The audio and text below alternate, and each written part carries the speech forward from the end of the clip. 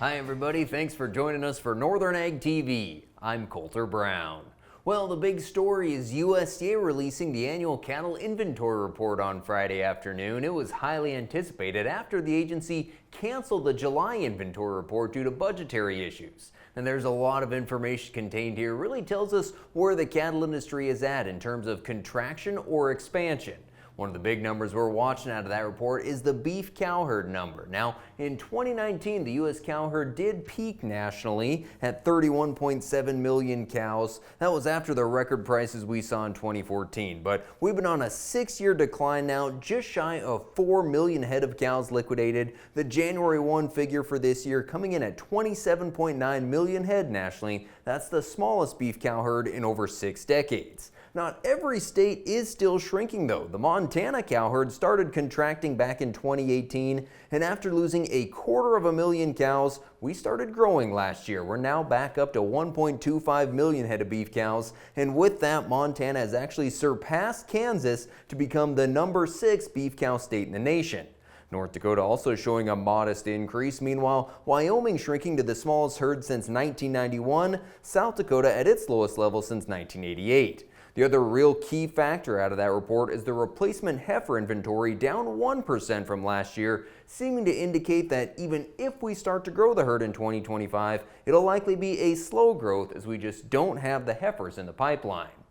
Well, last month when the U.S. Fish and Wildlife Service announced they were going to keep the grizzly bear on the endangered species list, they also proposed a plan that would change the approach to grizzly bear management.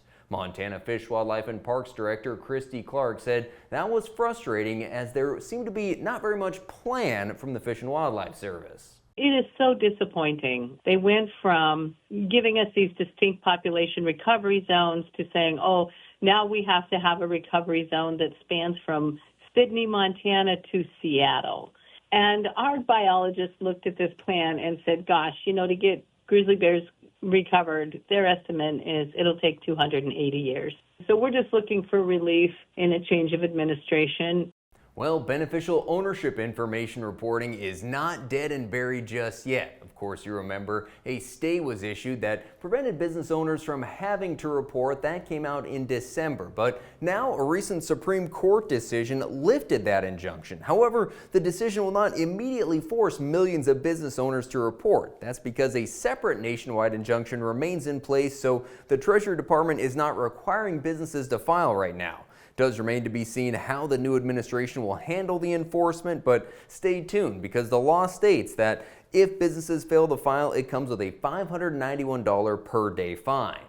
And we've got a busy week of events here in the first week of February. Our network's Andy Schwab and Amelia Soroki will be heading down to San Antonio for the National Cattlemen's Beef Association Convention. That'll be the 4th through the 6th. Then in Billings, we'll be covering the Montana Soil Health Symposium at the Billings Hotel and Convention Center. Also happening is the 41st Annual Fremont County Farm and Ranch Days in Riverton. And in Riverton at CWC, UW's Ranching in the West Seminar Series will kick off. And then this weekend, Grace McDonald will be at the Montana Farmers Union Women's Conference at Fairmont Hot Springs. Certainly going to be a busy week. Stay with us. We're going to talk about where the cattle market sits right after this. From the beginning, we've worked closely with farmers. BNSF's ties to the agricultural community go back 175 years. Together, we've innovated to make the U.S. agriculture supply chain one of the most efficient and productive in the world. Our strong relationship powers BNSF still today and helps us move the nation like no one else can. At BNSF, we move the nation for you. Talking with someone that you know is stressed out, those are difficult things to approach, but if you're good friends with those people, reach out and say, I'm here to talk to you. We can find somewhere to get some assistance. It's hard to get involved, but at the same time, you want to just say, hey, there is help available. For more tips in dealing with stress in agriculture or for free counseling for egg producers, visit beyondtheweather.com. Well, ahead of the cattle inventory report that came out Friday afternoon, the futures were bullishly anticipating it. We saw record highs pretty well across the board on Tuesday in the cattle futures. Since then, prices did back down, but did see a very solid rally, especially in the feeder cattle. Now the cash-fed cattle trade steady to just a shade higher this week. Live deals coming in from 208 to 212. The dress trade primarily 325 to 332. Today we'll see how the futures market trades after that cattle inventory report comes out. Really, it's so backwards looking, it doesn't have a huge impact on immediate trade, but longer term, as we think of tighter supplies of cattle, that should be supportive to prices. Looking towards the feeder market, higher prices still in Dickinson. Steers up $3 to $10 with 5 to 5.5 weights averaging $3.82, top at $3.98. Upper 5 weight steers $3.40 to $3.68, and 6 to 6.5 weights $3.31 to $3.45. Big test of bred cattle in Belle Fourche, where the bred heifers topped out at $34.50. 3 to 6-year-old cows from $26.25 to $29.50. Feeder lambs in Newell selling higher with 70-pound lambs $242 to $252, the 80-pounders $221 to $231. Quite a bit of demand for bred ewes selling from $210 to $270 per head.